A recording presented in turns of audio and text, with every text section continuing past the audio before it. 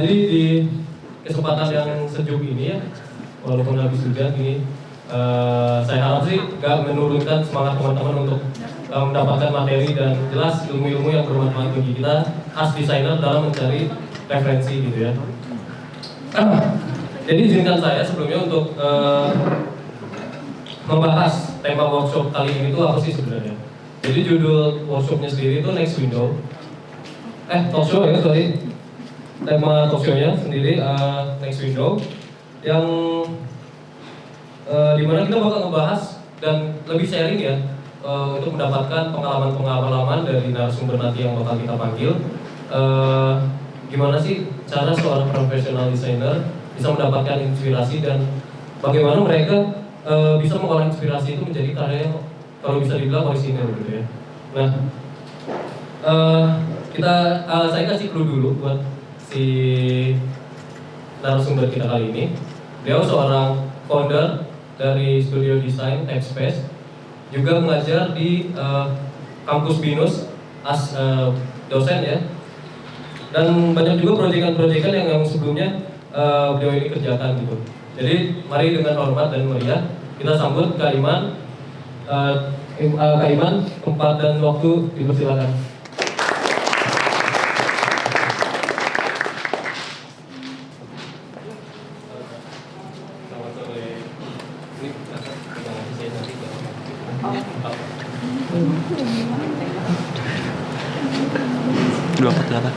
Aku agak maju kayaknya, aku nggak bisa melihat. Oke.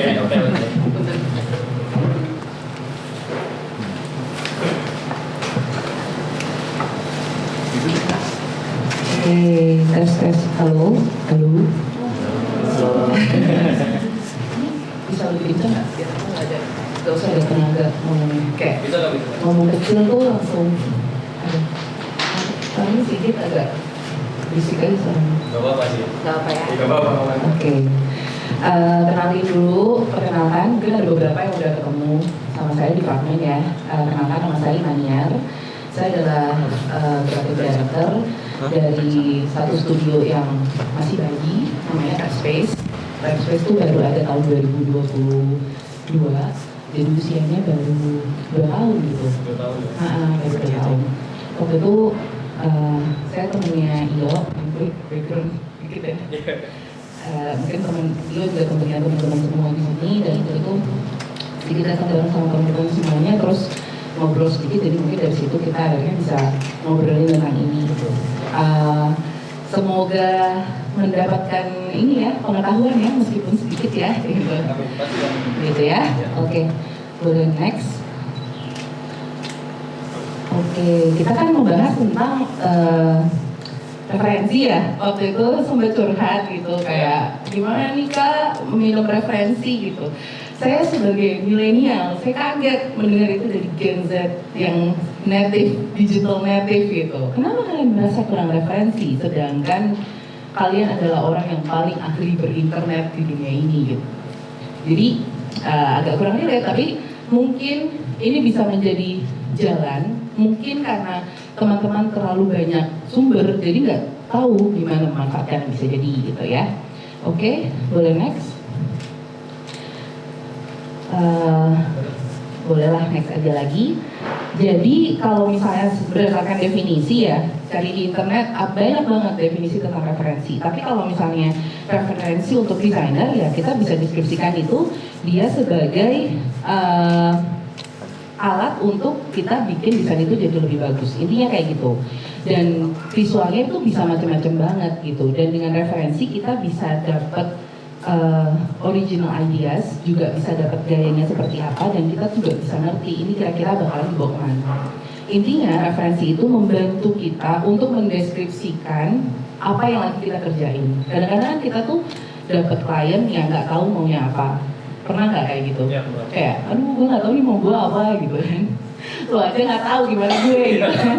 Tapi ketika kita berbicara dengan beliau itu dengan referensi, kita jadi connect. Oh iya maksud gue kayak gini gitu. Jadi itu adalah salah satunya. Boleh next. Nah, karena saya dosen, kebetulan saya dosen sejarah di BINUS, sejarah desain. buat yang nggak suka sejarah, tolong suka sejarah. Nggak ada obatnya gitu loh, maksudnya tolong suka sejarah. Apalagi kalau teman-teman pada akhirnya jadi desainer itu part research itu adalah part yang melekat di desainer, nggak bisa dipisahkan. Teman-teman tuh nggak bisa jadi graphic designer tanpa ngeriset, pasti teman-teman ngeriset gitu. Ketika teman-teman masukin alternatif ke art director, pasti kan itu berdasarkan hasil riset teman-teman. Makanya teman-teman harus suka sejarah, karena seseorang yang suka sejarah itu semakin banyak knowledge-nya dia, yang semakin unik gitu loh sudut pandangnya gitu. Kita belajar sejarah dikit ya. Next. Ada yang familiar dengan ini? Dengan ilustrasi ini? Kita jadi PR aja ya, skip ya. Itu Renaissance bukan sih, maksudnya medieval sebenarnya. Jadi sebetulnya ini itu adalah karya yang ada dalam zaman yang berbeda. Yang di sebelah kiri itu adalah karya di zaman medieval, yang di sebelah kanan adalah karya modern. Tapi karya modern yang ada di sebelah kanan itu inspirasinya kental dari zaman medieval. Jadi sebenarnya referensi yang bisa kita ambil itu nggak cuma referensi dari apa yang dikerjain Thinking Room tahun 2017, tapi kita bisa ngambil referensi apa yang dikerjain Van Gogh tahun 1900 sekian gitu, dan membuat kalian jadi lebih keren, istilahnya gitulah. Kalau misalnya kalian ternyata bisa ngambil referensi yang lebih luas gitu. Jadi sebetulnya barangkali bukan karya kalian yang kurang keren, tapi referensi kalian aja yang kurang jauh. Intinya seperti itu. Atau misalnya ketika kita bicara Van Gogh, tadi kan aku udah nyebutin Van Gogh ya. Van Gogh itu ada yang nggak tahu Van Gogh nggak di sini, tahu kan? Familiar nggak dengan nama Van Gogh? Tahu ya? Sampai sini tahu ya. Nah, aku tuh suatu hari berkesempatan untuk datang ke pameran Van Gogh. Pameran Van Gogh di Milan waktu itu. Aku datang ke sana. Satu hal yang baru aku tahu adalah next, Van Gogh itu influence kentalnya dari seniman Jepang. Itu aku juga baru tahu gitu. Dan banyak banget referensi karya-karya Van Gogh yang diambil dari bagaimana lukisan Jepang itu ada. Jadi itu ada masa di mana ketika Van Gogh hidup, karya Jepang itu banyak masuk ke Eropa. Dan itu mempengaruhi dia banget gitu. Van Gogh itu kan perjalanan hidupnya agak ini ya, up and down banget lah gitu. Sampai akhirnya beliau juga agak sakit jiwa kan gitu. Nah, itu tuh membuat beliau karya-karyanya influenced by Japanese artist, fine art gitu. Ini contohnya salah satu karya yang nge-influence beliau gitu, tentang sudut pandang Gunung Fuji gitu. Nah next, itu karya yang terinfluence-nya, kalau kalian perhatiin di bagian belakang, akhirnya dia kayak masukin elemen gunung, dia masukin warna gitu. Kalau misalnya teman-teman lihat, warna karya-karyanya Van Gogh itu tuh warna-warna yang cerah, warna yang hangat gitu loh. Dia tuh hidupnya dark banget, tapi warnanya tuh sungguh cerah gitu, seperti itu. Jadi waktu ke museum itu gitu, aku melihat langsung gitu, dan dipajang juga di museum itu referensi Jepangnya dan interpretasi Van Gogh-nya gitu. Itu tuh membuat mungkin kita jadi bisa refleksi ya gitu. Oh gila ya, Van Gogh aja yang menurut kita di original aja dia punya referensi gitu. Kenapa kita jadi sombong banget untuk being original gitu kan? Harusnya kita juga bisa belajar dari orang lain gitu, seperti itu. Next. Nih kan Van Gogh itu percaya kalau art itu should be colorful, should be joyous gitu. Jadi sebenarnya itu adalah perubahan pemikiran yang terjadi setelah Van Gogh banyak terinspirasi dari karya-karya Jepang. Karena karya-karya Jepang yang masuk waktu itu temanya tuh alam aja, burung, tanaman, kayak gitu-gitu. Meskipun ketika kita lihat karyanya Van Gogh penuh dengan keindahan, tapi memang ada rasa miris sih ketika melihatnya, ada perasaan itu datang gitu. Nah itu ditimbulkan oleh yang lain. Jadi ada sentuhannya dia, tapi dia juga ada referensi, kurang lebih kayak gitu. Boleh next. Nah, sekarang kalau sudah memahami tentang referensi itu apa, lalu kita udah belajar dari masa lalu ya, tentang orang-orang di masa lalu tentang referensi ini, sekarang kita bertanya pada diri sendiri, gimana sih caranya pakai referensi itu gitu. Terlebih lagi untuk orang-orang seni ya dan desain ya. Boleh next. Ada yang lagi beken kan ya, teman-teman ya, masalah bukan masalah, ada temennya ya, sorry ya. Jadi ini adalah hal yang lagi populer sekali waktu itu dibahas sama Alvinsky. Kebetulan Alvinsky itu adik kelasku. Memang beliau tuh seorang kreator yang getol banget gitu, dan pergerakan karirnya tuh tinggi banget. Jadi ketika beliau melihat ada yang nggak oke gitu, pada akhirnya kan dia speak up ya. Nah, ini masalah yang lagi rame gitu, tentang ada mahasiswa di kafe, terus dia bikin konten, subscriber atau followersnya banyak gitu ya. Ternyata kalau ditelusuri itu semua plagiat gitu. Plagiatnya tuh nggak plagiat mudah lagi, plagiatnya tuh benar-benar plek gitu ya gitu. Nah, tapi kalau misalnya kita mengaca pada apa yang terjadi pada Riko ini, sebetulnya ini tuh bukan bukan tragedi baru lah gitu.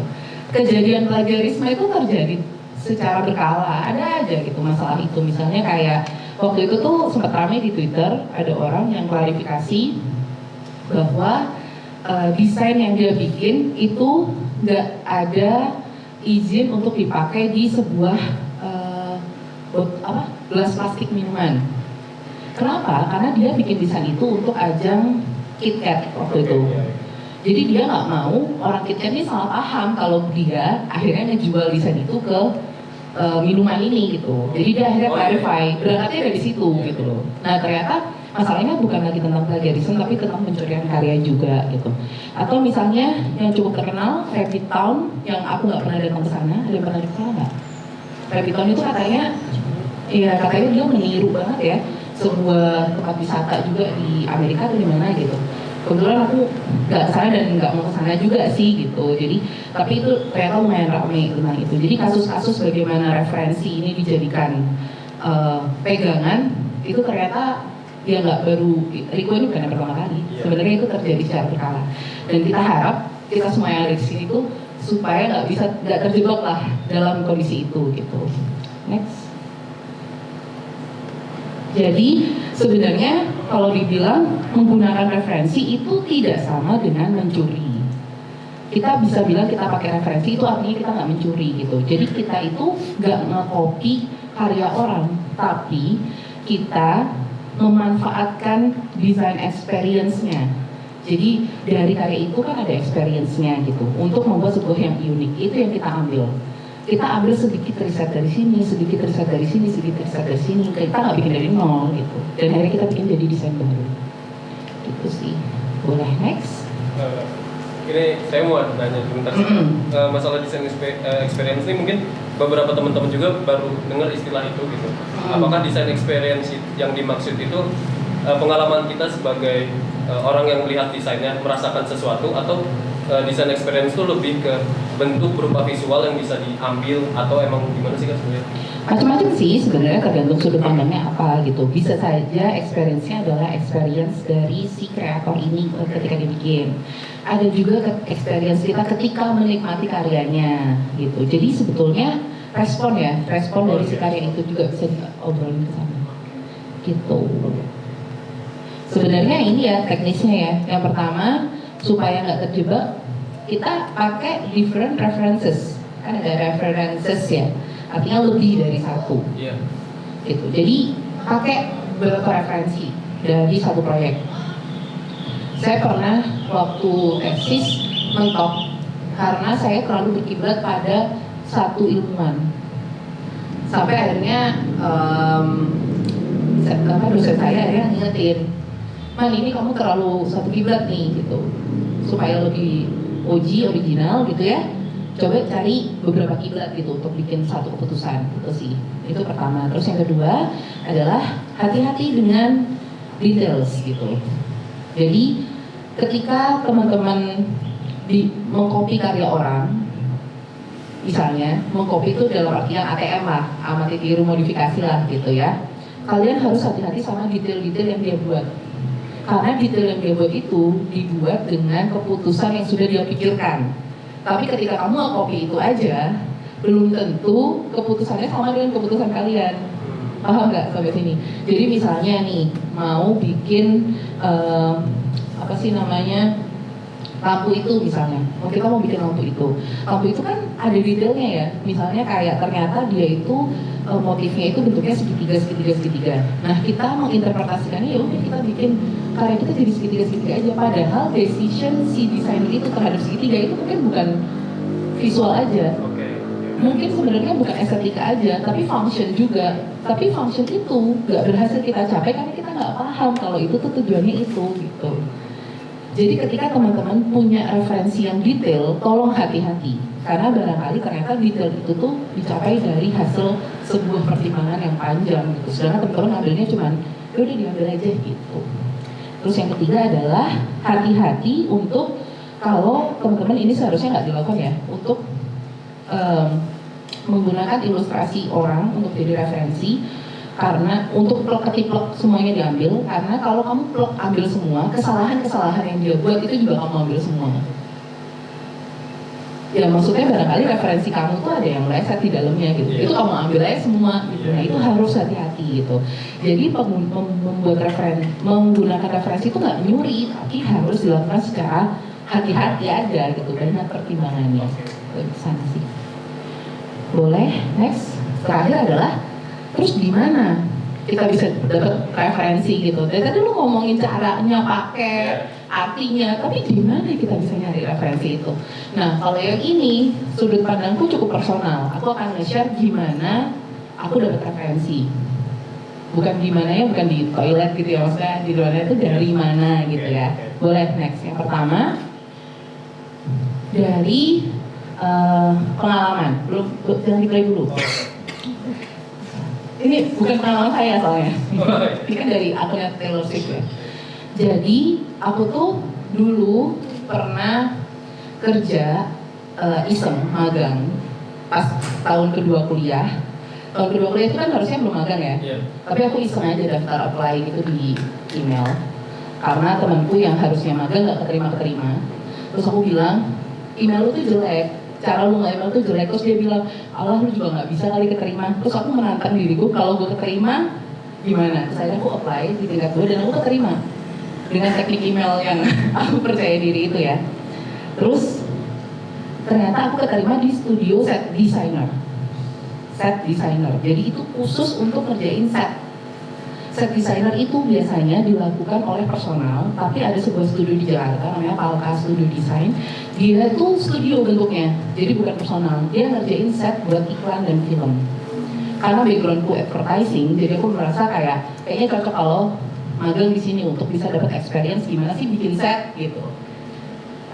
Tapi dari sudut pandang art cafe. Nah, pas aku masuk di studio itu, aku adalah anak DKV, nggak tahu apa-apa, tingkat 2 gitu ya. Pas aku masuk ternyata sekantor anak DKV-nya cuma 1. Sisanya orang desainer produk atau orang desainer interior. Ternyata ini tempat magang yang meleset untuk anak DKV, karena anak DKV-nya cuma 1.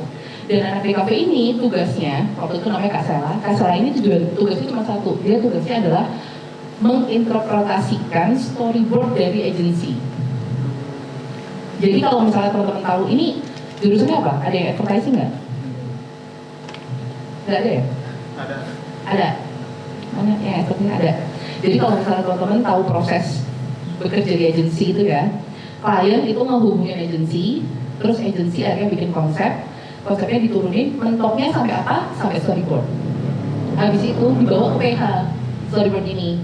PH tolong storyboard ini dijadikan nyata. Tolong carikan manusia, orang untuk jadi aktornya dan bikinkan set, lalu kita syuting. Nanti agensi akan datang untuk kayak monitoring atau apa gitu. Berdasarkan, pokoknya mereka tuh jaga kreatif ideas-nya gitu. Nah di saat kayak gitu, nanti PH atau set designer akan mentranslasi si referensi itu ke dalam asli. Nah, gue sebagai anak magang tugasnya ngapain? Tugasnya adalah googling. Setiap hari pekerjaanku adalah googling. Man, nih storyboardnya.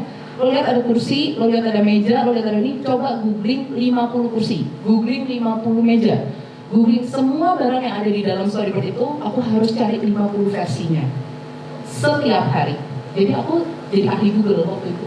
Bener-bener ahli banget. Aku bisa ngakuin itu. Kenapa? Karena aku bener-bener gak buka website lain kecuali ya Google sama lanjutannya gitu. Kalau ditanya kemampuan Photoshop lu nambah nggak? Enggak. Kemampuan ini nambah nggak? Enggak. Kemampuan berinternetnya nambah nggak? Iya.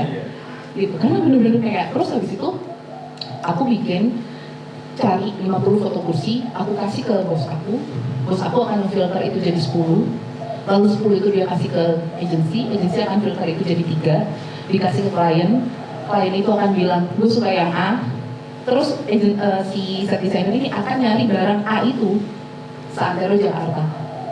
Kalau nggak ketemu ditanya, nggak ketemu nih, lo mau impor atau lo mau bikin gitu. Makanya di kantorku banyak barang aneh. Ada lampu jalan, ada apa, itu adalah barang-barang yang nggak ketemu, terus akhirnya bikin di bengkel gitu. Jadi itu cara aku untuk jago bikin punya prompt. Jadi aku tuh jagoan Google, kalau kamu mau aku googling tuh bisa mencari apa? Googling, karena itu ditempa selama magang jadi anak Google. Nah ini mungkin video ini mungkin bisa di-play ya gitu. Ini tuh maksud aku dengan menjadikan storyboard, layarnya digedein,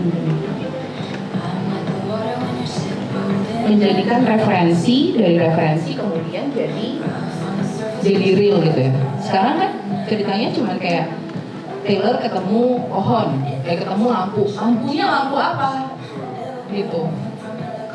Berkat magang di situ, aku jadi nggak bisa melihat video klip itu sebagaimana video klip. Jadinya melihat, anjir lampunya, wah gila sih ininya, wah ininya gini ya, gitu. Jadinya kayak gitu. Terus happen ya, suatu hari di bulan apa ya, Maret apa ya, aku nonton konsernya ini si Taylor kan di Singapura. Pohon ini beneran ada, di panggung, kayak beneran ada pohonnya. Pohon asli atau emang buatan set? Setengah asli, setengah digital. Jadi dia yang si pianonya dia tuh ada lumut-lumutnya gitu, mungkin kalau yang penggemar terus tahu ya. Gitu.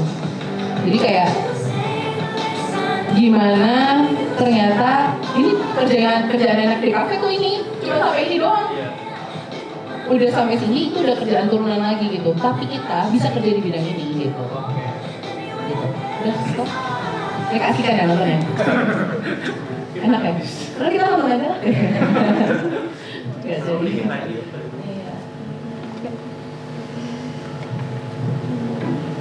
Makanya aku itu suka.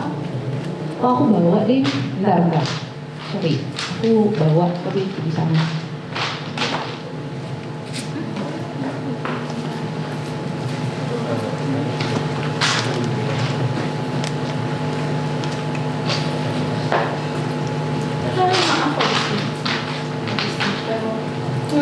Meninggalkan bekas, maaf banget. Makanya aku suka K-pop. Kenapa? Karena K-pop itu dia merilis album, video klip itu frekuensinya lumayan cepat. Terus setiap kita ngeliat karyanya, kita bisa merhatiin banyak hal. Gitu. Tahun 2015 apa ya? Aku ketemu sama albumnya Red Carpet. Aku lihat video klipnya, aku suka banget. Terus 2016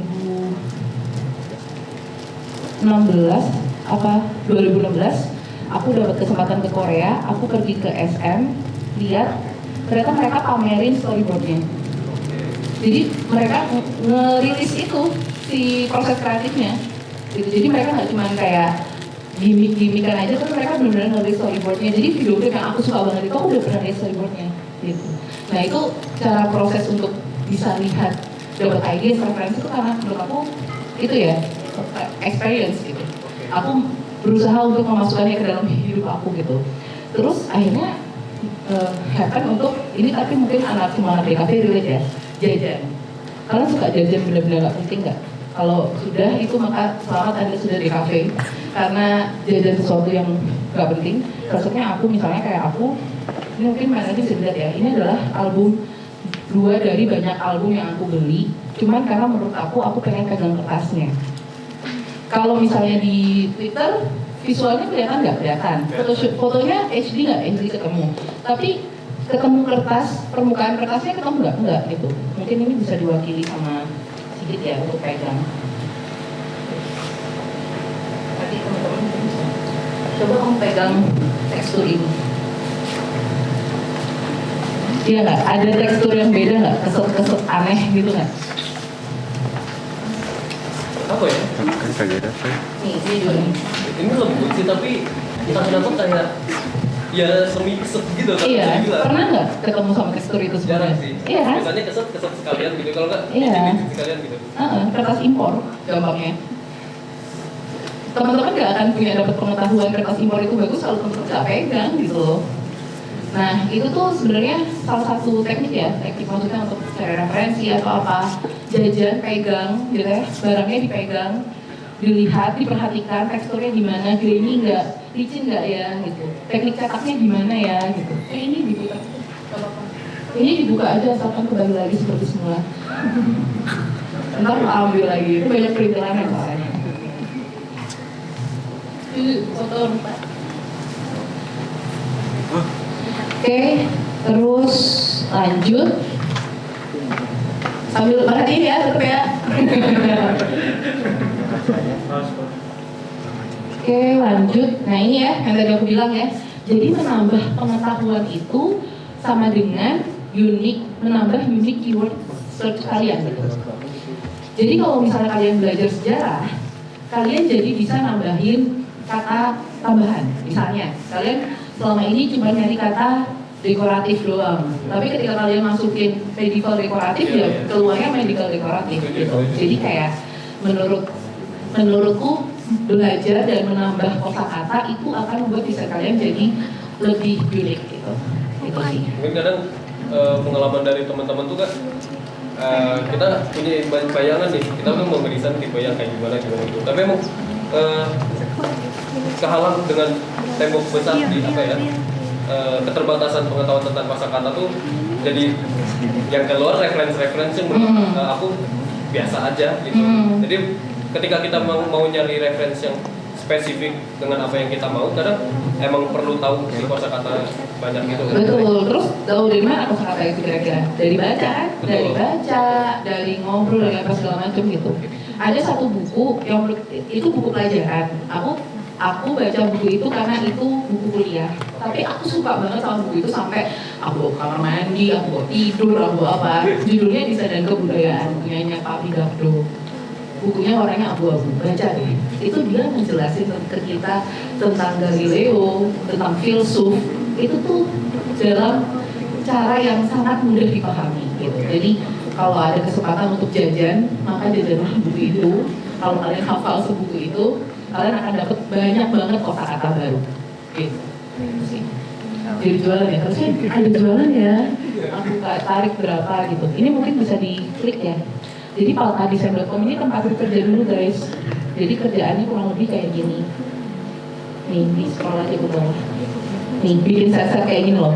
Misalnya kita bilang ini bikin set ya. Kan ada radio, ada makanan.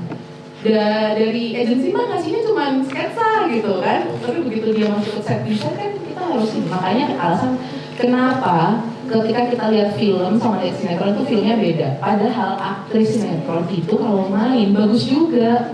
Kalau mereka nangis tuh wah totalitas banget. Tapi kenapa kita nggak bisa dapet gitu? Itu selain karena sudut pengambilan gambarnya, tapi juga setnya main. Gitu. Atau misalnya kita nonton Bajai Bajuri gitu. Bajai Bajuri itu kan sebenarnya secara pengambilan gambar kan biasa aja. Tapi kenapa keinget banget ya sama kita, karena ya sudut-sudut gimana dia ngatur ruangan itu tuh yang mahal tuh di situ. Gitu.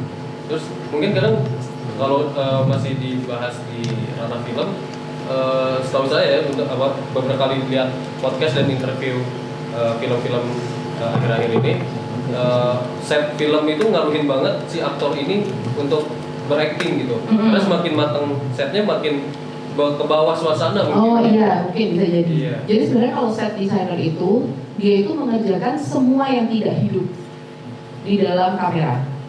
Jadi mereka tuh tukang bohong, bikin foam, tuh bohong semua tuh, bikin apa supaya burgernya jadi gendut-gendut. Nah itu tukang bohong mereka. Nah itu ahlinya set designer gitu. Nah set designer kalau di Indonesia sekarang kayaknya udah mulai bagus karirnya gitu. Tapi kalau misalnya di perfilman asing itu ya Nah, nanti akan keluar referensi yang paling mendekati sama itu. Nah, ini keluar nih turunannya. Jadi kalau misalnya kamu nggak yakin, gue kayak pengen bikin kaos gitu deh warnanya kuning sama ungu, terus temen lo bilang kayak, ih jelek gak sih kaos kuning ungu gitu. Lihat aja di design inspiration, kalau ada kayak kan bagus, gue bilang enggak, oh iya sih berarti kuningnya harus terang banget, ungunya harus agak gelap. Nah, kuning dan ungu yang agak gelap itu dari mana nih? Coba misalnya yang di bagian topi itu, diklik topi kiri. Itu ya, nggak tahu apa itu. Nah, dia akan keluar nih color palette-nya apa. Gitu.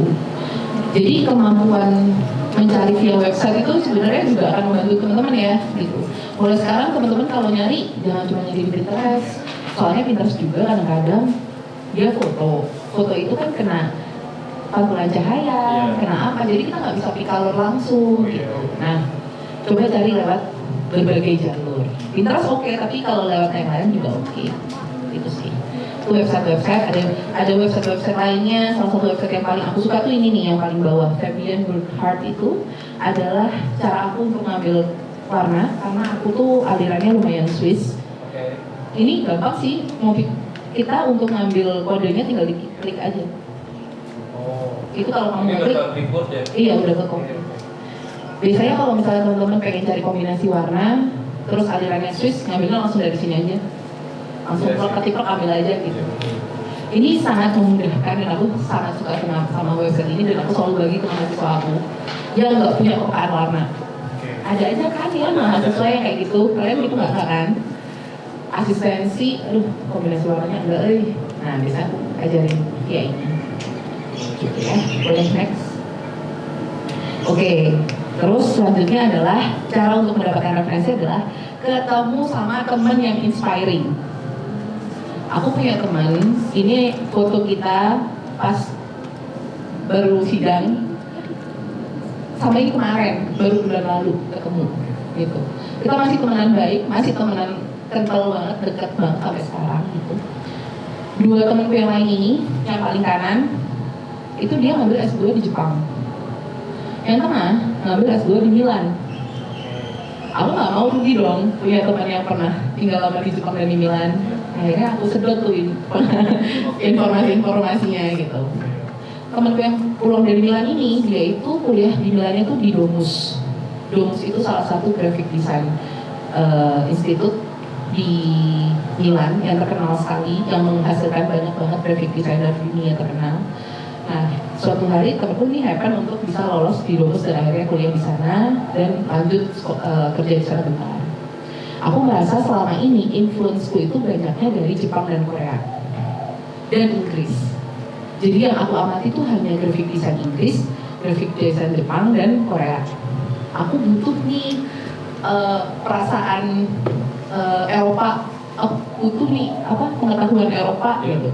Dan aku ketika melihat desain Itali itu ternyata dia tuh bright, colornya banyak, penggunaan warna solid gitu.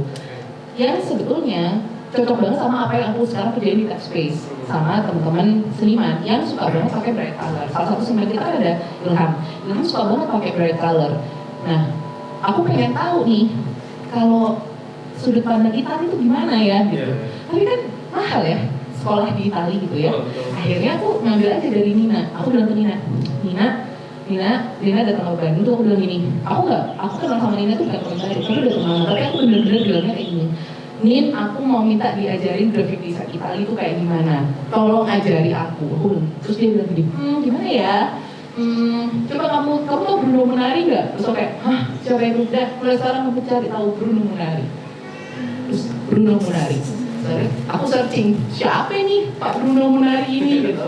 Karena ternyata Bruno Munari ini adalah salah satu seniman Italia yang paling menginspirasi Nina karena dia itu nakal, graphic desainnya nakal. Kalau di sini mungkin mirip-mirip saya sama Kak Priyanto Sunarko, almarhum Priyanto Sunarko. Karyanya keren banget, warna-warni dan segala macam. Terus nggak tahu ya, mungkin manifest kali ya aku, terus didengar sama Allah. Tahun depannya aku ke Italia, ke Milan, ke space-nya Bruno Munari. Langsung ke sana, lihat langsung karyanya. kalau aku nggak ketemu sama Nina, mungkin aku ke Italia tapi aku bengong doang. Iya, karena juga tahu. Karena nggak tahu Bruno itu, Iya, tapi kan aku udah kayak Bruno Munari ini habis-habisan ya. Kayak bener-bener kayak, wah keren pisan, si Bruno Munari gitu. Kayak kenal ya, padahal orangnya udah nggak ada. Terus akhirnya kapan aku ke space-nya beliau gitu, di satu sudut kecil jalan depannya itu depan rumah ini. Si studionya itu jalan depannya itu sekecil itu, kayak agak gang dikit gitu. Nah, aku kesana. Mungkin bisa di next. Nanti aku cerita tentang travel ya, tapi aku sekarang cerita tentang temen dulu. Nah, Nina ini orangnya gaul, kecil dan tinggal di Jakarta. Aku kan kecil dan tinggal di Malang kan, besar dan tinggal di Malang. Nina ini orang Jakarta. Kita ketemu di kuliah, itu kita adalah orang dengan karakter pribadi yang berbeda, dengan latar belakang yang beda. Yang kalau dia nanya itu dia bisa nanya kayak gini, emang di Malang nggak ada ya kayak gitu. Nah itu percakapan aku sama Nina tuh.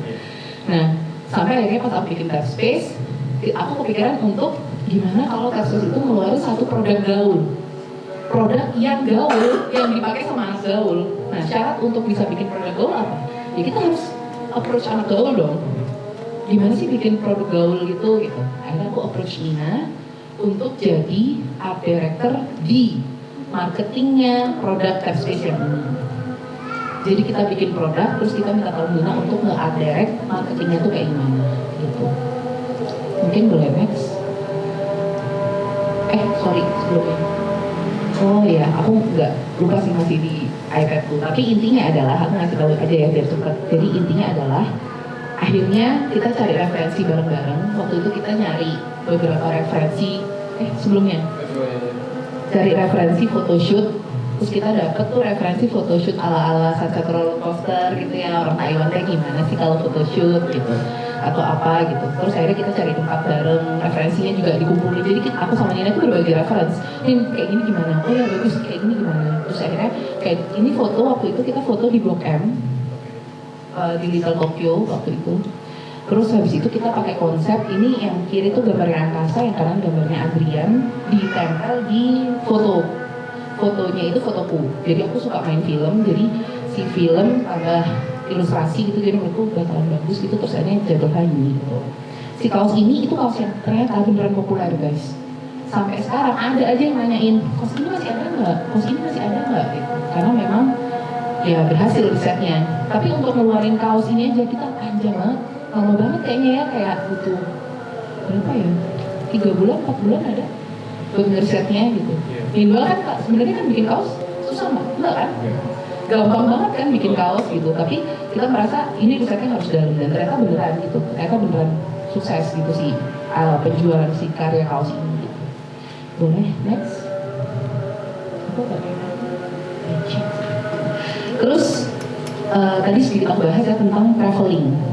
Betapa pentingnya traveling menurut aku untuk nambah referensi. Dan bisa kalian jadikan alasan kepada orang tua kalian siapapun kalau traveling itu penting. Dan traveling itu nggak perlu jauh-jauh. Maksudnya ketika kalian rajin-rajin datang pameran di Bandung aja, kalian udah dapat referensi gitu. Tapi kalau misalnya kalian bisa travel jauh, manifest lah, nanti kalian akan diberangkatkan oleh yang punya kuasa gitu ya. Karena kayak misalnya aku tuh banyak pergi. Aku suka banget pergi, jalan-jalan dan segala macam gitu. Sampai di Bandung pun, aku di Bandung sekarang sudah 13 tahun, aku masih merasa jadi turis. Aku masih suka explore di Bandung. Kayak kemarin sunrise di Ciwidey gitu. Orang Bandung mah kayak nggak sempat kan ya sunrise di Ciwidey. Tapi aku masih merasa bisa diusahakan gitu. Kayak gitu. Nah, ternyata manifest itu tuh bersambut baik sama takdir. Akhirnya aku pernah ke Inggris, gak keluar duit. Aku ke Italia, gak keluar duit. Terus aku cuma pernah keluar duit. Ke Jepang pernah, gak keluar duit. Tapi aku pernah ke Korea keluar duit, pernah ke Vietnam keluar duit, ke Singapura keluar duit. Jadi ada investasi, tapi ada manifestasi juga gitu. Jadi kayak ada beberapa, aku pernah doa sama Allah gini, kok jadi agama ya ini ya pelajarannya. Maaf ya kalau yang nggak muslim. Aku pernah berdoa sama Allah gini, ya Allah aku pengen banget ke Belanda. Aku bener-bener kayak, ya Allah pengen banget ke Belanda.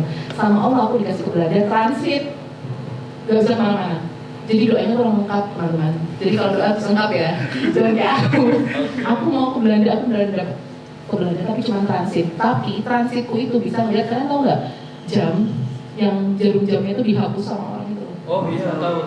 Nah itu kan di bandaranya di Schiphol, aku lihat langsung itu. Tapi nggak ada orangnya itu ya video ya. Cuman ya itu tadi. Jadi dapat inspirasi tapi nggak full ternyata, cuma sedikit gitu karena aku transit doang. Nah menurut aku buat teman-teman terutama orang visual harus sering banget jalan-jalan manifestasi mulai sekarang. Cari tahu kalian tuh sukanya apa, kiblatnya kemana. Kayak pas aku ngobrol sama Nina ngomongin tentang Milan, aku nggak tahu kalau ternyata habis itu aku bahkan nggak ke Milan dapat rezekinya. Aku dapat rezekinya Roma teman-teman. Roma itu 7 jam dari Milan. Tapi aku gini, semua yang diceritain Nina itu udah ada di sini. Nina hanya cerita tentang Milan, Nina nggak pernah cerita tentang Roma. Aku waktu itu dinas ke Romanya, ada pekerjaan memang gitu. Aku harus di Roma, harus ada di Roma kan. Tapi sampai akhirnya aku memberanikan diri untuk izin ke orang yang memberi aku dana. Aku bilang, aku boleh nggak kabur ke Milan? Berapa lama? Sehari atau 2 hari? Aku udah gitu. Ya silahkan gitu. Silahkan bersenang-senang gitu kayak gitu. Aku langsung ambil kereta malam jam 12 malam di negara orang gelap tidak ada apa-apa. Aku geteng-geteng koper menuju ke stasiun untuk berangkat di kereta malam yang berangkatnya jam 12 jam 1. Aku ke Milan 7 jam sampai di Milan jam 7 pagi. Di Milan jam 7 pagi aku datengin semua ini bilang aku mau kesini. Terus jam 9 malam aku balik lagi ke Roma. Jadi aku nggak tidur di Milan. Emang full explore aja gitu? Iya, bener-bener cuma kayak Nina bilang, kan aku ditanya Nina, Nin kalau gini-gini gimana? Iya nanti kamu gini-gini. Terus aku akhirnya telepon Nina, nggak ada, kamu di mana sih? Di Roma. Di Roma nggak ada yang kayak gitu, tuh adanya di Milan. Jadi aku 14 jam PP 7 jam untuk bisa dapat referensi, lihat langsung apa yang Nina udah ceritain. Jadi ada rezekinya dikit, tapi tetap ada usahanya dikit gitu loh maksudnya. Karena ternyata mungkin doanya waktu itu ya Allah pengen ke Italia gitu doang. Ternyata yang aku inginkan lihat itu di Roma. Dan pas aku di Roma, di Milan, aku benar-benar lihat ada beberapa referensi yang akhirnya aku share ke teman yang menurut aku dia lebih cocok untuk dapat referensi itu. Misalnya ada compound di Milan namanya tuh Base, BASE. Nanti cari yang Base Milano. Itu tuh dia compound tempat anak muda nongkrong. Terus mereka itu satu area itu tuh area apa sih? Area yang di apa sih namanya? Heritage kemudian dibetulkan lagi sama pemerintah buat anak muda gitu. Terus ternyata kalau di sini tuh kan kayak good soul gitu, misalnya Gudang Selatan kan isinya paling toko sepatu, toko baju. Kalau di Milan ada yang pertunjukan, jadi teater. Ada yang produknya tuh teater. Mungkin di sini udah ada sih sebenarnya tuh Rupa. Terus misalnya ada apa gitu. Akhirnya aku cerita sama Banu tuh manajer frontman. Aku cerita sama Banu harus tahu Base Milano sih kalau kata gue gitu. Jadi akhirnya pas aku kesana, aku tuh langsung ke ini sama temanku. Ini lo cocok sama dia sih referensinya. Ini gini gitu. Jadi seperti itu. Itu tuh traveling ya, boleh di next. Ada beberapa sedikit dokumentasi fotonya sih. Ini adalah toko-toko. Ini referensi yang aku suka. Yang menurut aku ini aku banget pas aku kesana. Jadi setiap aku pergi ke negara orang yang aku cari adalah toko alat tulis, toko buku, toko alat tulis, toko barang-barang aneh. Istilahnya aku pengen ke Grammersnya sana. Ini yang di sebelah kanan ini di Roma, yang di tengah ini yang Bruno Munari tadi, Space, yang sebelah kiri itu di Roma juga. Gitu. Jadi pas aku lihat kesini aku bisa tahu, oh ternyata barang ini bisa di display kayak gini, oh ternyata ini tuh kayak gini, oh ternyata kita bisa bikin kayak semacam meja kecil ya buat ini kayak gitu tuh referensinya. Aku nggak tahu kalau googling teksnya apa, jadi aku lihat, aku foto, aku pelajari gitu. Ini ya kayak gitu. Boleh next. Nah, ini cuma satu dulu. Berarti nggak perlu di ya udah. Oh ini di download ya? Enggak ya? Gimana? Ini nggak di download. Enggak, ya udah di follow. Jadi ini sebenarnya ada 2 foto lainnya tapi kayaknya nggak loading. Jadi aku ada seniman yang aku suka banget, namanya itu Mogu Takahashi, orang Jepang. Orang ini sudah aku follow dari lama. Kalian ada nggak kayak gitu seniman yang kalian suka banget tapi bukan orang Indonesia terus sekarang udah follow dari lama? Nah, aku tuh kayak gitu ke Mogu Takahashi ini. suka banget sama karyanya gitu. Nah terus tapi aku sukanya cuma kayak semacam suka doang, cuma suka grafisnya doang. Sampai akhirnya tahun 2000 berapa ya, 18, aku tuh main ke Korea, nabung memang sama teman, terus liburan ke Korea. Nobita Kaisha lagi pameran di Korea, orang Jepang lagi pameran di Korea. Hari terakhir besok dia bawa karya ini ke Prancis. Kalau aku nggak datang ke situ, aku nggak bisa lihat karya dia langsung. Tapi ternyata berjodoh ketemu lihat karyanya langsung. Ternyata Nobita Kaisha itu nggak cuma punya karya 2 dimensi, dia punya karya 3 dimensi, dia punya karya video, nah gitu. Jadi menurut aku teman-teman juga gitu ya, bisa dilakukan gitu. Manifest punya artis idola siapa, seniman, bukan orang sini gitu, terus manifest aja gitu. Suatu hari kayaknya aku bisa lihat karyanya langsung. Dan menurut itu benar-benar bisa membuat kamu punya pet baru dalam hidup, kayak oh ternyata gini, bisa sih gua begini, bisa sih gua begini gitu. Boleh, next. Nah, selanjutnya kalau teman-teman punya referensi, teman-teman suka jalan-jalan, ini saranku ya, bikin visual journal. Dicatat, ditulis, bikin visual journal. Alasannya apa? Karena kadang-kadang memori kita itu lebih kental kalau kita nyatet. Mungkin ada beberapa yang gitu, tapi tergantung manusianya sih. Ada juga orang yang audio soalnya, jadi aku nggak bisa maksain ya. Tapi kalau aku pribadi, ketika aku bikin visual journal, aku jadi mengingat momennya. Misalnya nih, waktu itu aku pernah datang ke sebuah kegiatan mendongeng. Jadi aku datang ke Museum Pos di London, terus habis itu pas aku kesana, aku ketemu sama pendongeng dan dia lagi mendongeng. Ketika orang mendongeng, kita itu nggak sopan kalau kita tuh ngerekam terus, kita motret terus gitu. Jadi aku lakukan adalah aku nyatet dengan gambar. Jadi aku gambar dia, yang ini nih, yang dua dari kiri ini, aku gambar dia, aku catat di memoriku tuh dia ngapain aja gitu. Dan sampai sekarang aku ingat momennya.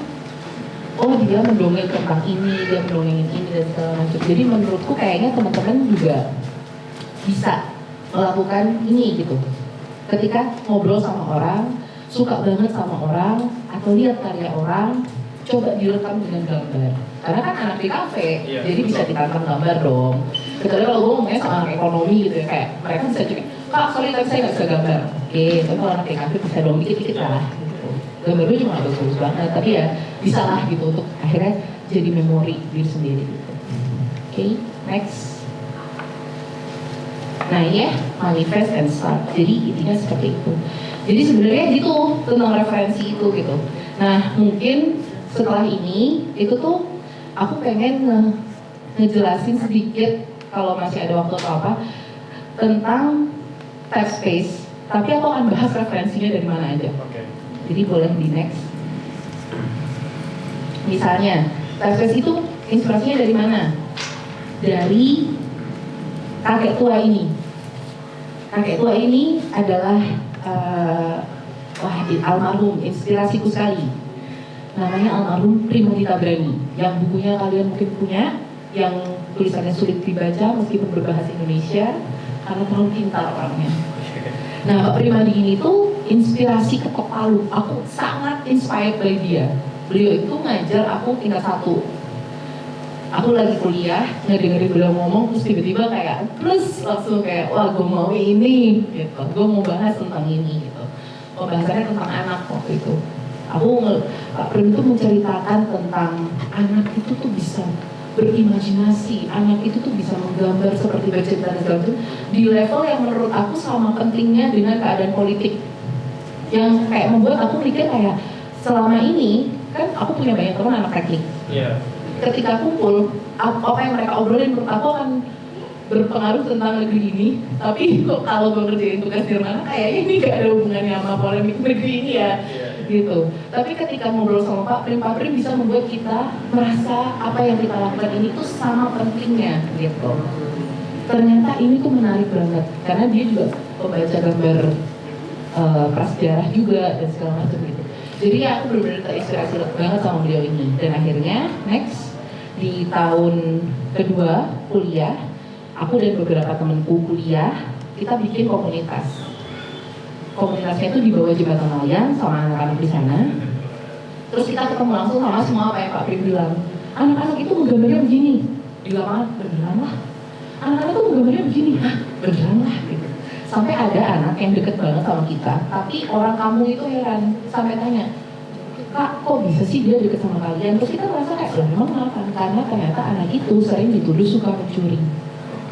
Dan dia sangat dijauhi sama orang-orang di kampung itu. Tapi dia sangat akrab sama kita. Karena kita bisa menyentuh dia. Lewat apa? Lewat gambar. Gitu. Boleh? Next. Ini tesis aku ya, bahas tentang gambar anak. Ininya aku suka banget sama gambar anak. Referensi aku Pak Primadi tadi. Aku sampai meneliti gambar anak sampai di tesis aku juga. Next. Sampai akhirnya ketemu sama orang-orang yang gambarnya mirip gambar anak, tapi sudah dewasa perawakannya, gitu. Yang menurut aku mahal banget, itu mahal banget, susah loh menggambar kayak anak-anak. Itu tuh bukan hal mudah loh sebetulnya gitu. Akhirnya pas aku ketemu, aku merasa kayak, oh ternyata di sini poinnya. Ada loh orang-orang dewasa dan gambarnya mirip gambar anak-anak. Siapakah mereka? Mereka adalah teman-teman dengan neurodivergent. Jadi punya perkenalan mereka yang berbeda gitu. Oh ternyata gambarnya sangat mirip dengan anak-anak, tapi mereka dewasa. Terus aku melihat ada potensi ekonomi. Karena menurutku gaya visual kayak gini tuh keren banget gitu. Ini apa sih namanya? Seniman itu ya, seniman yang gambarnya kayak gini yang aku pernah bilang. Lupa lagi gue. Enggak, seniman luar. Lupa lagi gue. Bukan Picasso. Siapa ya? Udah nanti ya. Gak bisa ngomong nih, soalnya ada yang tertahan di sini. Udahlah. Ini ya, aku mikir kayak, lah, itu seniman collab sama Nike. Lah, ini seniman ini collab sama ini gitu. Aduh, gue sebel banget lagi. Basquiat. Iya, Basquiat. Nah, Basquiat ya. Kalau misalnya kita lihat Basquiat tuh sebenarnya Basquiat. John Basquiat gitu. Nah, Basquiat itu collab semua. Gambar kayak gini masuk ke industri gitu. Terus kayak, wah, gokil sih. Kalau menurut aku bisa sih gitu. Terus akhirnya stuck lah gitu. Makanya tesis berdiri karena itu. Karena nge-combine-in apa yang diceritain Pak Prim, apa yang aku lihat di Basquiat, itu reference kan? Iya, betul. Gitu. Akhirnya punya keberanian untuk developing satu studio yang namanya Space. Gitu. Next. Iso. Next lagi. Nah, Space sendiri kenapa coba namanya Space? Kenapa nama Space itu harus bahasa Inggris? Kenapa harus Space? Kenapa enggak berbudaya gitu? Atau misalnya ngedesain lah, kayak yang Sunda gitu. Kenapa harus bahasa Inggris? Jawabannya adalah karena aku melihat, kok kayaknya yang populer di Bandung tuh yang namanya bahasa Inggris ya, Uncle 347, gitu. Yang namanya pendek dan bahasa Inggris. Pop itu juga terkenalnya Pop Branding House gitu ya. Menurut saya belum bahasa Indonesia, tapi kan maksudnya gak banyak gitu. Jadi aku mikirnya, kayaknya kalau gue bikin usaha di Bandung, kayaknya harus bahasa Inggris deh namanya. Bahasa Inggris karena ya udah langsung masuk aja. Blend ke ini apa sih namanya, ke dalam circle kreatif Bandung nggak pakai bridging gitu. Namanya Space. Nah, Space ini tuh hasil kontemplasi. Ini hasil kontemplasi ya. Jadi kayak alasan kenapa namanya Space ya karena kalau di keyboard kan ada tab itu yang kalau kamu klik itu kamu pencet dia akan ada langsung beberapa spasi. Jadi sebenarnya tab itu bukan space tapi dia adalah multiple spaces. Jadi kayak ya tab space tuh diharapkan menjadi banyak ruang buat orang lain, buat banyak purpose, buat banyak tujuan, buat banyak niat baik gitu. Jadi sambil doa gitu. Tapi ini ala-ala orang di kafe aja ya. Kalau sering kayak gitu kan. Boleh, next lagi. Sebelumnya dong, jadi di Space itu sekarang kita ada banyak udah ada 15 artis, salah satunya Ilham ada di sini. Terus studio Ilham di situ, udah tiap hari ya studio Ilham ya. Udah ke studio Ilham belum? Udah gitu. Nah kalau yang belum langsung ke studio Ilham. Nah Jadi tesnya ada 15, terus kemudian kita ada art facilitator yang mendampingi artis berkarya kalau di studio. Terus kemudian kita juga ada desainer gitu yang bekerja di Taxspace juga. Boleh next? Boleh next aja. Nah, jadi kayak apa namanya? Menurut aku gaya visual yang unik ini kalau dikombin dengan desain yang memenuhi standar-standar elemen desain yang baik, nih keterbacaan, apa segala macam yang kalian belajar itu matching, bener kan ternyata pas kita kemarin ikut iCAD ini tuh yang bikin grafisnya itu Studio Walk, Rio. Nah, kita diminta untuk mengisi template poster. Jadi ini template poster terus kita isi aja pakai Artwork. Terus dia bilang, boleh ya satu entitas itu satu poster. Taxspace dengan karyanya yang banyak bingung mau masukin karya yang mana, karena setelah kita masukin karya-karyanya cocok-cocok aja semuanya, ya kan? Gitu. Akhirnya kita bikin poster kita itu GIF, jadi kayak berubah-ubah gitu fotonya, gitu. Karena itu tadi. Boleh, next. Mungkin bisa lebih agak cepat kali ya. Ya intinya di Taxspace teman-teman bikin karya, terus habis itu bisa ada proyek juga gitu. Misalnya kayak Ilham tuh kemarin habis tahun lalu sempat dapat proyek dari Panasonic juga gitu, tahun ini juga gitu. Jadi Taxspace itu sebenarnya ya ruang kerja gitu, ruang kerja Ilham, ruang kerja aku juga gitu. Kita kerja bareng sih sebenarnya di Taxspace.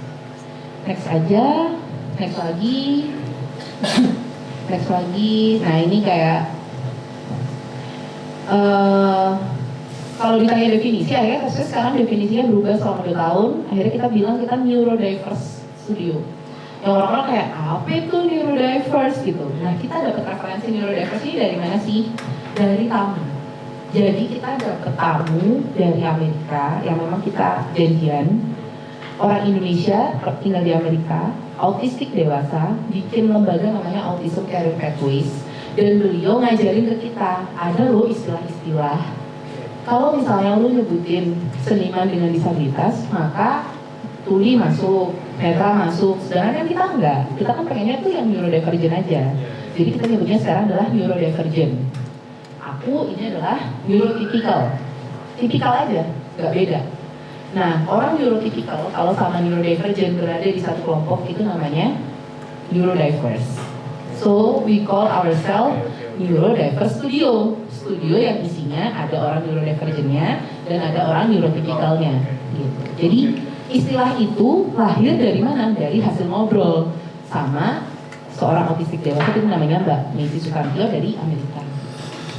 Boleh next.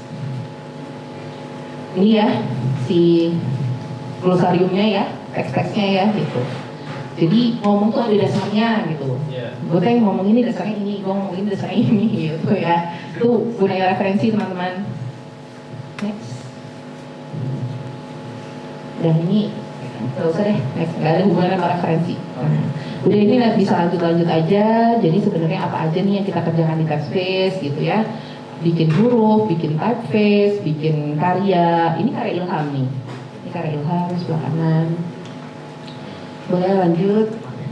Ada Mahesa, macam-macam. Ada Ata yang sehari bisa bikin 100 monster kalau dia mau gitu. Ini Hikari. Next, ini Anda punya memori fotografis, dia bisa bikin gambar tanpa lihat foto gitu. Terus ya udah akhirnya kita di Taxspace kita kontemplasi gitu. Kita sebagai desainer posisinya bisa ngapain aja ya gitu di Taxspace gitu. Next. Ya sebenarnya kita bisa mendampingi ketika mereka berkarya. Lanjut aja gitu. Lanjut terus aja. Gitu kita menyediakan ruang gitu ya yang sensory friendly. Nah ini paling. Ini itu adalah kita kedatangan tamu. Ini adalah sudut referensi baru. Ketemu sama orang asing, kenalan dan dapat ilmu. Nah itu.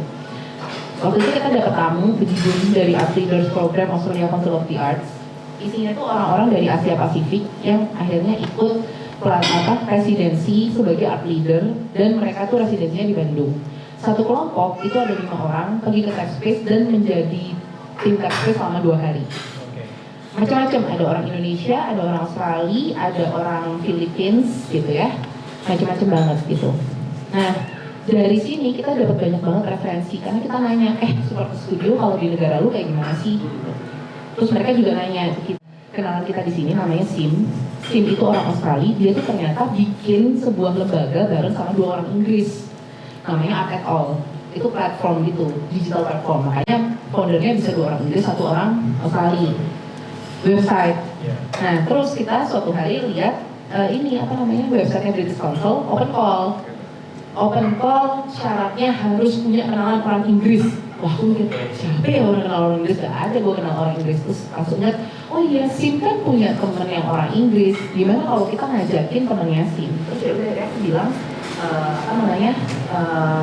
SIM boleh gak kenalin sama 2 temen kamu yang orang Inggris karena kita mau apply grant. Lolos grant ya. Kita lolos grant British Council. Berapa ya waktu itu? Berapa dolar ya, Jan? Lupa. Pound sterling 10.000 kan waktu itu? 5.000 atau 10.000 gitu, pound sterling.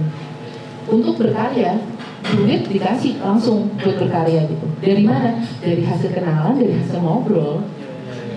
Kalau misalnya kita nggak approach SIM punya temen orang UK, ya mungkin nggak bisa lolos gitu. Kalau kita nggak kenalan sama SIM, ya mungkin nggak bisa lolos. Ya semoga kenalan kita hari ini nanti berbuah manis ya di masa depan ya. Misalnya aku kenalan sama Sigit hari ini ya, suatu hari ternyata Sigit jadi bos gitu ya, kayak aku kayak Mas Sigit, boleh dong Mas Sigit gitu kan, barangkali ya. Ayo, next. Terus ini salah satu studio yang jadi manifestasi TAP juga.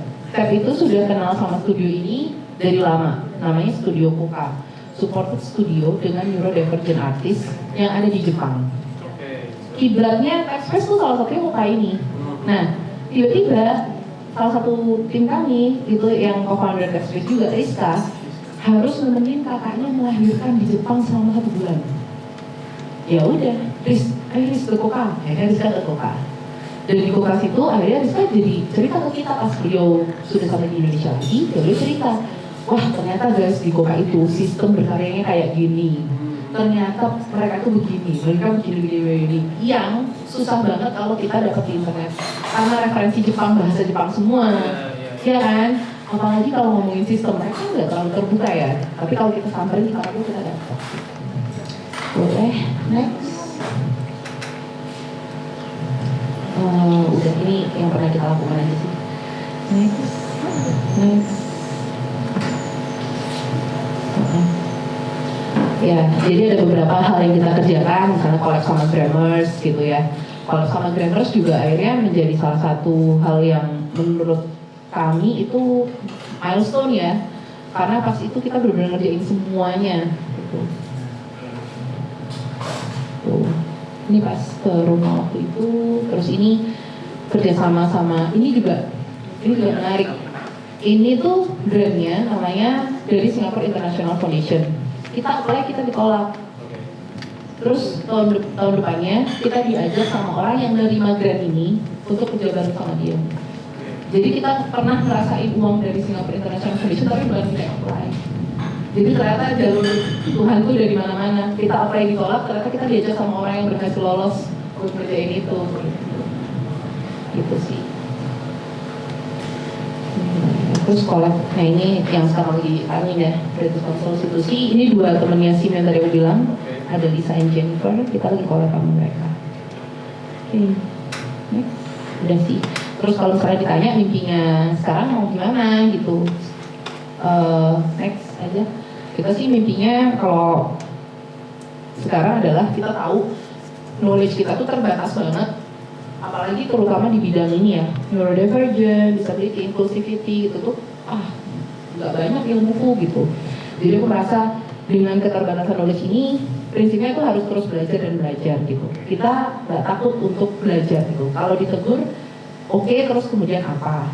Ini gitu. Sama kita bercita-cita nanti suatu saat di masa depan kita bisa mensupport orang tanpa lihat background sama sekali gitu. Mau orang mampu, nggak mampu, orang Indonesia bukan orang Indonesia, orang Bandung bukan orang Bandung, kita bisa dukung semua gitu untuk membangun satu ekosistem yang inklusif gitu. Nah itu tuh kira-kira dari referensi yang aku kumpulin dari aku zaman kuliah, terus habis itu aku SMA kayaknya nggak pernah ngumpulin referensi deh, hidup-hidup aja gitu, kalian gitu kan sih?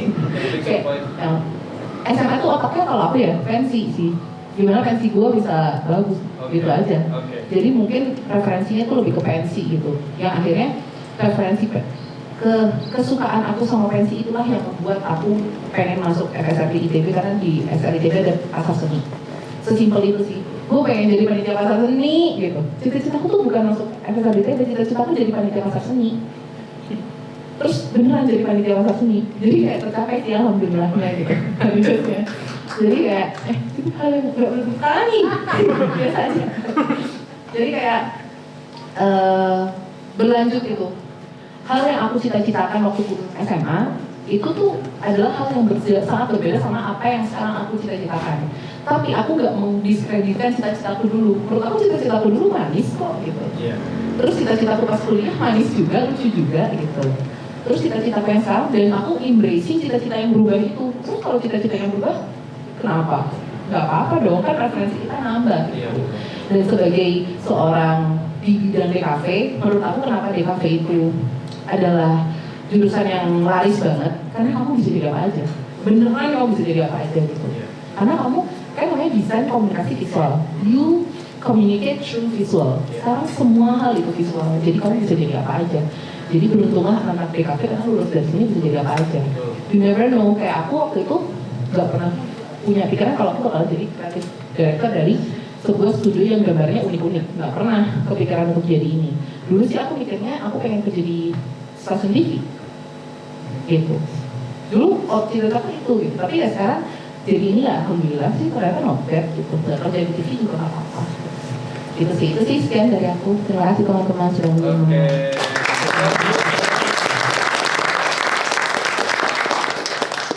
Jujur ya, buat aku pribadi menarik banget bahasan tentang gimana cara Kak Iman sebagai profesional designer untuk mengatasi gimana kalau menurut kakak itu kasusnya gimana kan agak meniru ya itu tuh, tapi ada yang juga yang support. Menurut kakak tuh mana yang benar? Nah itu yang pertama.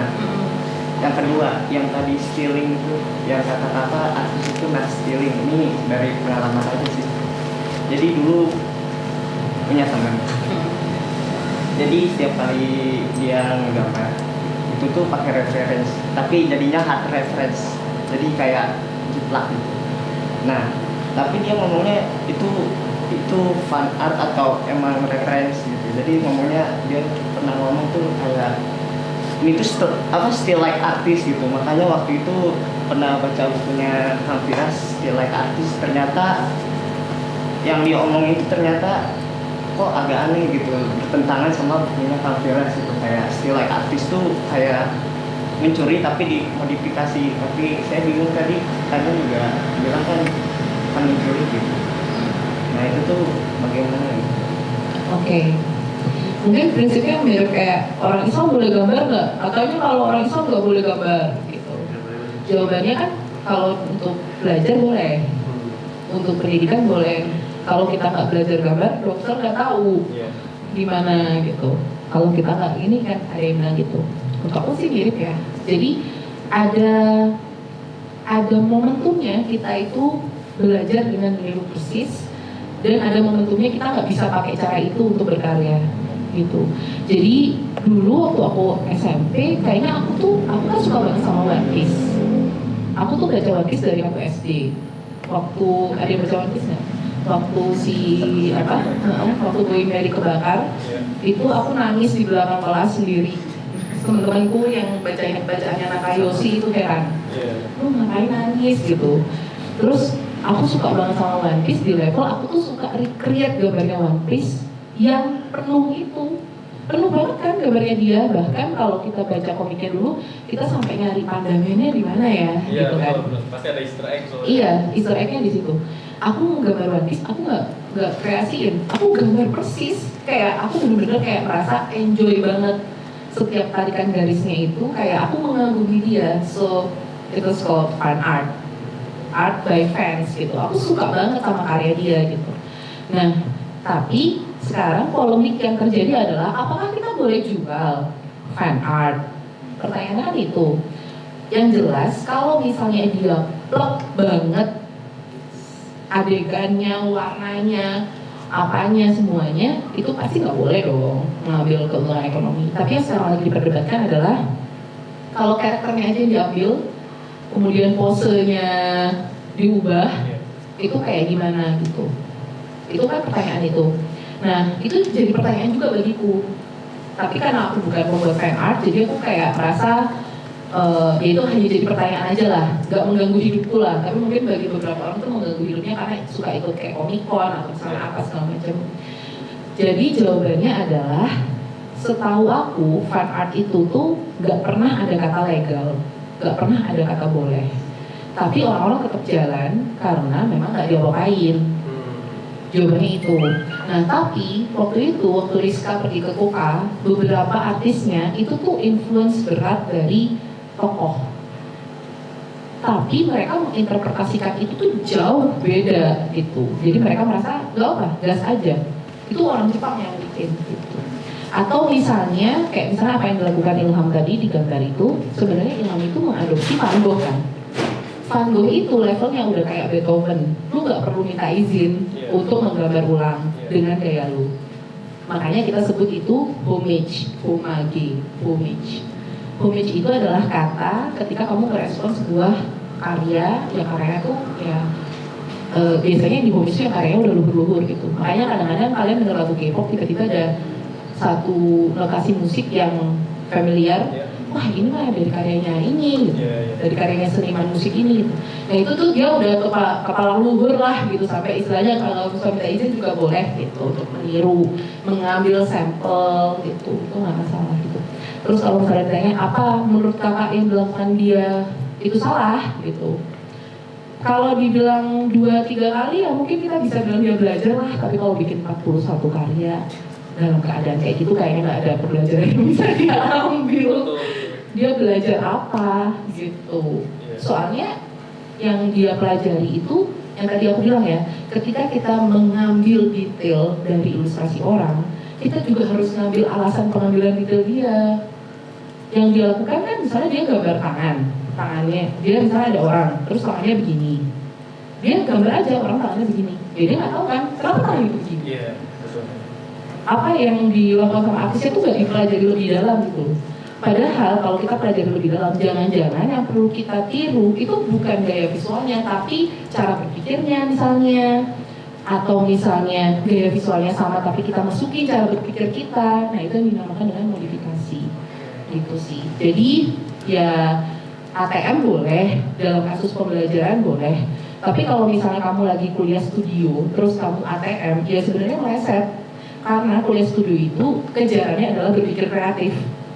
Kecuali kalau kamu gambar bentuk, kamu inspired banget sama karya orang mana, terus kamu lihat, misalnya kamu suka banget lihat karya Raden Saleh, kuda gitu misalnya.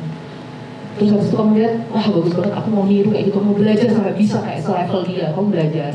Terus habis itu kamu ke kebun binatang, kamu lihat kudanya sendiri, terus kamu gambar ulang dengan pembelajaran yang kamu dapetin dari tarikan garisnya itu, ya itu nggak masalah, itu diperbolehkan kok untuk pembelajaran itu. Tapi kan sebenarnya sih yang dipermasalahin orang-orang tentang si Enrico itu kan dia gain followers, dia endorse, dia apa gitu, dia memang ada ekonomi yang dia masukin juga di situ gitu. Nah itu tuh sebenarnya yang akhirnya jadi problem. Semoga menjawab. Gimana? April jawab? Oh iya, itu tadi 2 pertanyaan. Iya. Tadi yang bilang itu yang kasus yang tadi sebut kayak seperti itu, yang ternyata tuh banyak orang yang support juga gitu ya. Itu mana yang benar? Yang mana ya? Yang ada set desainnya itu yang ada apinya itu loh. Oh dulu ada ini konten creator gitu kan bikin, ya biasanya di video tutorial gitu. Oke. Oh yang anak kecil. Iya, yang anak kecil. Oh yang anak kecil. Sebenarnya kalau itu ada yang sebenarnya itu kan sebuah polemik ya. Soalnya kan lawannya anak kecil, jadi anak kecil tuh dianggap masih belajar. Tapi sebenarnya mindset itu juga nggak benar. ageism ya istilahnya ya. Ketika kita menganggap orang yang lebih muda itu nggak lebih pintar dari kita. Itu tuh sebenarnya sekarang lagi digalakan juga tuh. Aku nggak boleh nganggap Sigit nggak lebih tahu dari aku. Karena Sigit lebih muda dari aku. Nah itu tuh sebenarnya lagi permasalahan juga. Jadi itu bicara hal lain. Tapi kalau misalnya tentang yang anak-anak itu, ya kalau misalnya melihat usia dia berkarya, let's say dia baru bikin TikTok baru 2 bulan misalnya, terus dia masih belajar gitu, terus dia nyobain gitu dan segala macam. Sebenarnya yang dipermasalahin orang-orang itu tuh kan bukan accusing-nya kan, bukan topiknya kan, tapi cara dia ngingetin anak itunya kan. Itu sebenarnya menurut aku. Jadi kadang-kadang orang-orang itu sebel bukan karena topiknya, tapi cara orang ngingetinnya. Sekarang tuh banyak kan orang-orang kayak gitu di internet gitu. Terus akhirnya jadi apa ya? Orang itu bisa dengan tanpa malu-malu mendukung orang yang tadinya dia benci sekarang. Misalnya Sigit ketahuan lagi mukul orang, terus habis itu kita semua hujat dia. Gimana sih lo mukul orang ini? Udah marah-marah banget. Terus habis itu ternyata video lengkapnya adalah Sigit itu tuh diganggu duluan. Dia dipukul duluan, terus dia harus mukul balik supaya dia nggak dipukul lagi misalnya. Video lengkapnya keluar nih. Terus orang yang tadi marah-marah itu sekarang udah nggak malu-malu loh untuk kayak, oh iya sorry deh kalau gitu, gimana sih lo gitu, ngerti nggak? Iya. Karena semua orang tuh di internet tuh anonymous gitu loh, dia tuh kayak bacotnya nggak dijaga karena itu gitu. Jadi yang kasus yang kamu tadi bilang ya anak-anak dan segala macam itu, menurut aku tuh ada orang yang pasti ada muka dua kok. Kayak dia bilang ke anak-anak, dia mungkin pernah hujat anak itu misalnya, ini mah persis banget sama gaya settingnya ini. Terus habis itu semua orang ternyata dukung anak itu, terus dia jadi kayak, oh semua orang dukung, oke deh, semangat terus dia berkarya gitu. Aku sih mikirnya nothing new under the sun ya, kayak nggak ada hal baru deh kayaknya di dunia ini gitu, nggak ada yang OG, itu prinsipku sih. Jadi ketika aku melihat orang bilang ini original, ya gue sih kayak ya udah, bagusnya buat lo gitu. Soalnya aku mikir emang nggak ada yang baru di dunia ini gitu. Aku pernah lihat di TikTok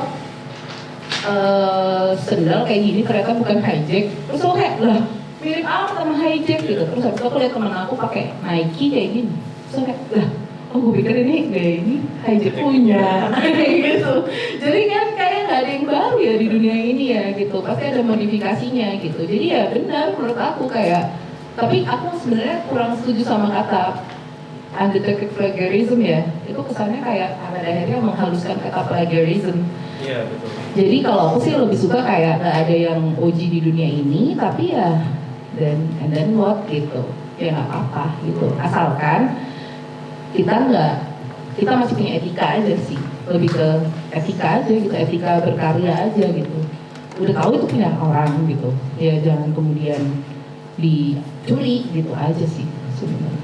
Lebih ke orang itu kan berantem karena duit ya, kalau nggak kekuasaan, kalau nggak wanita, harta tahta wanita ya kan. Paling ketiga itu yang membuat orang itu berantem gitu. Jadi kalau misalnya ternyata apa yang kamu kerjakan itu nggak melukai, itu menurut aku nggak masalah. Tapi ya jangan nontek, jangan nyuri gitu intinya kayak gitu.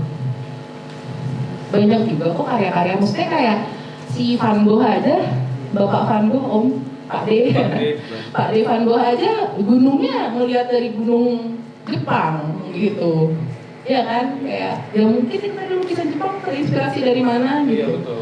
Inspirasinya kan lanjut gitu. Tinggal sekarang kita pintar-pintar aja punya referensi gitu. Referensinya jangan kalau misalnya mau jadi desainer yang edgy, desainer yang quirky, ya referensinya jangan yang general. Referensinya pun ambil yang quirky, ambil websitenya brutalism, ambil websitenya apa gitu. Jadi kayak punya referensi yang keren gitu. Datang pengen punya gaya desain punk tapi nggak pernah datang acara anak punknya gimana, nggak tahu gitu kan. Jadi sebenarnya ya harus masuk ke dalam dunia itu gitu. Makanya kadang-kadang tuh aku punya temen rekan tapi sekaligus guru sih buat aku, namanya tuh Kang Nana. Ilham kenal, namanya kenal. Om Nana, Krishnamurti Suparka. Kalau ngobrol sama dia, aku pegang Google. Soalnya dia suka kayak gini. Itu loh, instalasinya sih terus kayak, bentar. Yang ini, nah iya sih itu kan bagus man, soalnya dia, kamu bisa narik, kamu udah lihat sesudah ini gitu. Dan aku nggak malu, aku buka Google depan dia. Ya dan aku nggak tahu beneran gitu loh, apa yang dia mention gitu kadang-kadang gitu. Jokesnya dia aja aku butuh waktu 2 menit, 3 menit untuk ketawa gitu. Karena itu referensi dia banyak banget gitu. Kan dia dari kuliah, dari lulus SMA langsung ke Australia, pengalamannya banyak gitu. Jadi aku bener-bener kayak, dan aku nggak masalah gitu. Nah itu contoh orang yang punya referensi. Dan sekarang pekerjaan yang mana itu kurator gitu, kurator, penulis, seniman juga. Kemarin habis pameran, tahu nggak pameran yang temanya tentang Palestina di Orbital Dago yang tulisan kecil-kecil banyak. Nah itu kukang mana gitu. Itu sih. Aku juga nggak tahu malu juga, pernah lihat referensi, pernah lihat lewat di Instagram gitu, karya dari karya yang mana, aku share gitu ke Kang Nana, nih Kang lihat gitu, terus si Kang Nana ketawa doang gitu, nggak apa-apa gitu, ngobrol aja gitu sih. Gimana Firas? Apa deh? Ada mungkin pertanyaan terakhir kali sebelum yang baru gitu ya di kanan tuh ya, soalnya udah banyak banget kayak karya-karya udah nggak pernah ada gitu. Misalnya kita pakai tema yang udah pernah ada gitu yang zaman dulu gitu, misalnya kayak New Jeans sambil tema itu kan apa Y2K, terus sempat ada girl group yang mirip ternyata yang zaman dulu sama New Jeans gitu. Terus ada juga misalnya dari lagu gitu ngambil sampel dari lagu zaman dulu gitu, kayak lagunya Playboy Carti ngambil dari musisi zaman dulu gitu. Nah itu gimana? Atau misalnya ngambil konsep zaman dulu, pasti kan bakal mirip sama yang emang udah pernah ada di zaman dulu. Apakah itu bisa kena plagiat gitu? Oke. Sebenarnya kalau ini tuh kayak fashion tuh juga muter ya kalau nggak salah. Kemarin tuh aku lihat kayak podcastnya siapa gitu. Terus dia bilang, sekarang kan cutbreak bukan lagi tuh. Gue selama hidup udah 2 kali ngalamin cutbreak hits lagi gitu. Jadi kayak sebenarnya kalau masalah fashion tuh dia muter ya. Apa kayak maksudnya dia beken lagi, ada momen beken lagi. Jadi digoreng terus gitu. Iya gitu. Dan yang menjadi masalah kan sebetulnya bukan ketika dia mengadopsi ide itu ya, tapi claimingnya yang biasanya jadi topik berantem. Ya, misalnya kayak, iya New Jeans dong pakai gaya Y2K yang sekarang jadi populer lagi kan gara-gara ada New Jeans. Nah udah tuh lawannya pasti kayak, enggak dari dulu udah beken tau kayak gitu, ada musisi Jepang ini gayanya juga kayak gitu, udah beken dari dulu, nggak cuma New Jeans aja kali gitu. Sebenarnya kan obrolannya kayak gitu. Terus misalnya kayak ini video klip Ratokan yang terbaru Midsommar prototipe plek banget gitu, mirip banget sama Midsommar gitu. Tapi memang dia mention di akhir sih, this music video inspired by Midsommar gitu. Jadi untuk punya reference yang popular, is it wrong? No, kalau menurut aku. Karena kalian tuh sebagai kita sih, sebagai orang yang bekerja di dunia DKV yang kapitalis dan industrial ini, yang kita harus lihat itu bukan hanya idealisme kita, tapi juga market kita. Penjualannya banyak nggak? Berhasil nggak? Market suka nggak? Gitu sih. Jadi kadang-kadang emang ada hal-hal yang kayak gitu, dan itu jadi masalah berantemnya itu karena itu. Misalnya nih kalian bikin acara ini Padang pakai kombinasi hijau sama itu putih monokrom. Sekalian bilang, baru kali ini ada pameran yang bikin pakai warna hijau dan hitam putih. Nah, coba berani nggak? Enggak sih.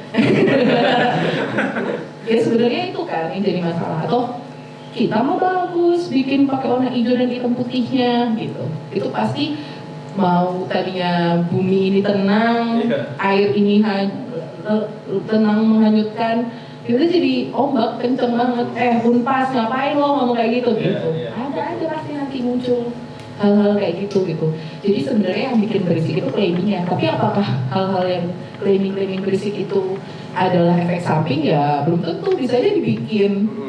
Emang dibikin biar rame, emang dibikin biar dibahas. Kan divisi marketing selalu bertindak gitu ya. Jadi kayak misalnya kalian meeting nih sama klien. Biasanya kalau aku meeting sama klien itu ngobrolnya sama divisi brand, divisi marketing, sama keuangan. Cara ngomongnya beda semua. Iya. Ketika sama divisi marketing kita ditanya pencapaian. Ini bisa nggak mencapai target ini? Ya nggak apa-apa, gue nggak masalah sih sama suka gitu. Gue nggak masalah sih sama konsep lu, nggak masalah gue. Tapi konsep ini bisa nggak nyentuh ini market gitu. Sedangkan anak brand idealis banget sama brandnya. Iya nih, warna kita nggak boleh tambahin lagi ya, warna mentok di sini ya. Nggak bisa ini, kita nanti beda lagi tuh brandnya. Ini. Meanwhile orang keuangan selalu deh, tapi ditawar ya, jadi sekian gitu. Ya itu yang terjadi di industri. Yaitu kalau tadi yang disampaikan pertanyaan barusan itu obrolannya paling udah masuk ke industri juga gitu. Kan yang terbaru itu sekarang udah bukan masalah New Jeans ya, masalah girl group barunya HDI. Mereka ngeluarin girl group baru digital, terus salah satu membernya itu dia digital gitu, jadi kayaknya nggak ada orangnya, digital semua. Namanya Kanari. Terus katanya, ini mah kayak Karina gitu. Dan sifat-sifatnya, tingginya itu plok-ketiplok dibuat mirip sama Karina. Itu lagi problem saat ini masalah. Tapi ya bisa jadi itu teknik marketingnya HDI untuk naikin girl group ini sebelum dia terkenal. Nanti kalau udah once dia terkenal dia diganti brandnya jadi lebih mereka, kan kita nggak tahu ya. Bad publication is good publication. Nah itu tuh ada bahasa Inggris lagi. Ada bahasa Inggris lagi. Nah ya, kurang lebih kayak gitu sih. Tapi menarik untuk dibahas dan diamati hal-hal kayak gitu. Tapi kalau misalnya kamu berada di dalam pusarannya ya nanti sudah susah ya. Aku penasaran gitu. Gimana? Udah? Udah? Oke, karena mungkin udah lumayan larut sore. Kita juga udah dapat materi dari Kak Iman. Semoga sih apa yang coba disampaikan tadi, apa yang udah ditanya-tanyakan teman-teman tadi bisa menjadi pelajaran kita semua gitu. Gimana kita beginner designer bisa cari referensi gitu. Gimana explore, entah itu explore ke teman, ngobrol, jalan-jalan kemana, manifest ya, yang terpenting juga itu. Itu sih mungkin poin yang kita dapat dari talk show kali ini, explore dan manifest itu aja. Mungkin gitu aja ya talk show untuk sore ini. Nanti lanjutnya bakal ditutup sama Firas lagi. Firas, kami Kak Iman, saya juga Moko, izin pamit undur diri. Terima kasih semuanya. Wassalamualaikum warahmatullahi wabarakatuh. Terima kasih buat Sigit dan Kak Iman.